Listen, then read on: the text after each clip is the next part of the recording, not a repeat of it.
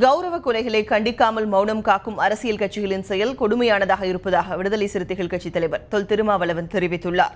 சென்னை எழும்பூரில் அம்பேத்கர் பெரியார் படிப்பு வட்டம் சார்பில் நடைபெற்ற சாதி மறுப்பு கருத்தரங்கில் கலந்து கொண்ட அவர் செய்தியாளர்களுக்கு அளித்த பேட்டியில் கௌரவ கொலைகள் தொடர்ச்சியாக நடைபெறுவது வருத்தமளிப்பதாக கூறியுள்ளார். தமிழக முதல்வரின் உடல்நிலை குறித்து அதிமுக தலைமை கழகம் உரிய விளக்கம் அளிக்க வேண்டும் எனவும் தொல் திருமாவளவன் கேட்டுக் கொண்டார். மிக முக்கியமான அரசியல் கட்சிகள் வெளிப்படையாக கண்டிக்க முடியாத அளவுக்கு இந்த சாதி மிக பெரும் அச்சுறுத்தலாக இருக்கிறது. மனிதாபிமான அடிப்படையிலாவது இதை கண்டித்திருக்க வேண்டும். ஒரு இளைஞன் கடத்தி செல்லப்பட்டு கொடூரமாக கழுத்தறுக்கப்பட்டு தலை துண்டிக்கப்பட்டு படுகொலை செய்யப்பட்டிருக்கிறான்.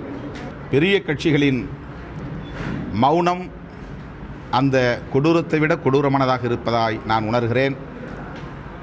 அனைவரும் ஜனநாயக சக்திகள் அனைவரும் இந்த கொடூரத்தை கண்டிக்க வேண்டும்.